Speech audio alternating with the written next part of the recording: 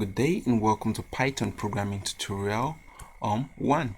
Today we're going to be looking at variables and data types. Now, to get Python IDE installed for you, now IDE stands for Integrated Development Environment. Click on your browser and go to the search bar and type download Python IDE and press enter. Okay, now click on the first link you get and click on the download button to get that downloaded for you. Now I already have this downloaded, so I'm not going to download it again. So once you click on the installer, you can get this installed. Make sure you click on the auto path. Now, how do you locate the already downloaded file? Just click on your start button and type idle. Okay, so once you click on that, you should get this opened up for you. Now, as you can see by the right hand side, I have a new file created. Now I'm going to walk you through how to create a new file. Now, to create a new file in Python, just click on the file. Now click on new file and a new file should be opened up for you. Now I'm going to close out the other file. Okay, so today we're going to be looking at data types and how to create variables. Okay, now data types in Python, I'm going to type out a few of them. Okay, and okay, now the first one you're seeing here is int. Now int can accept integer values, that is positive numbers. It can accept 0 and even negative numbers. Okay, now for the floats, it can accept floating numbers such as 1.0, okay, 5.0, okay, 2.4 and so on. Now a very important one here is the string. Now the string can store almost any type of data type, but it is normally enclosed in quotation. So these quotes, okay, now you can type anything, capital letters, okay, either uppercase or lowercase. You can have numbers 1 to 3. You can have special characters such as these. And one additional fact to know about creating a string is that you can also use single quotes. Okay, now the single quotes is also used for creating a string, so you can just type whatever you want here. Okay, that being noted, the boolean or the bool can store just two values, either true or false. So these are the values that can be stored by these different data types in Python. Now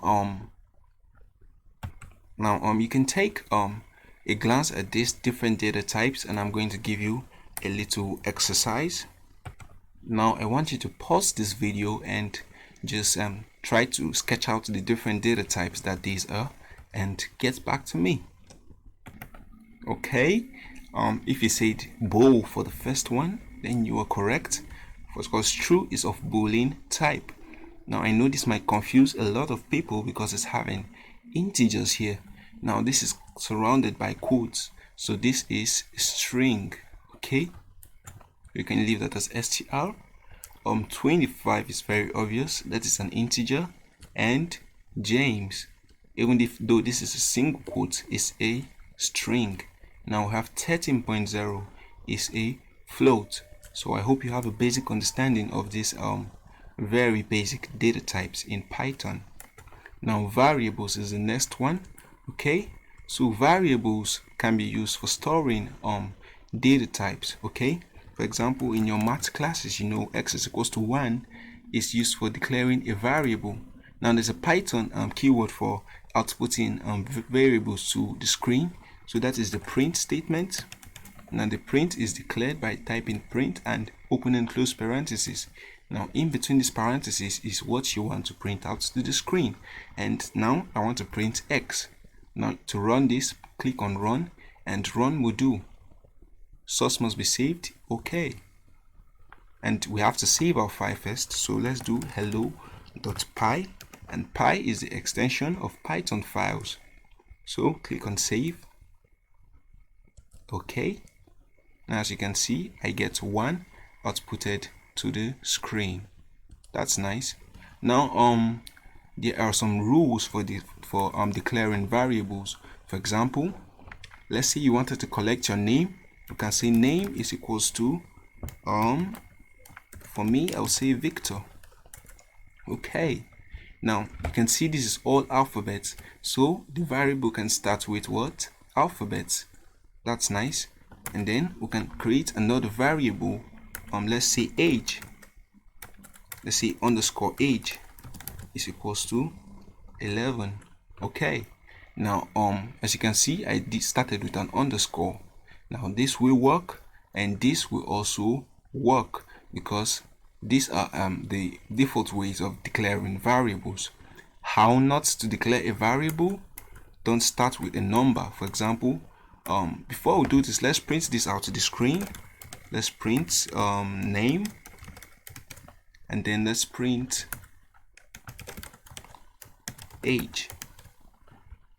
Don't forget underscore because Python is really very cautious of these variable names. So once we run this, you can see we have printed Victor, which is the name, and 11, which is the age.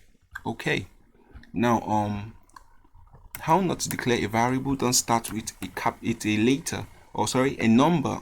So we see one name is equals to, let's say, Isaac.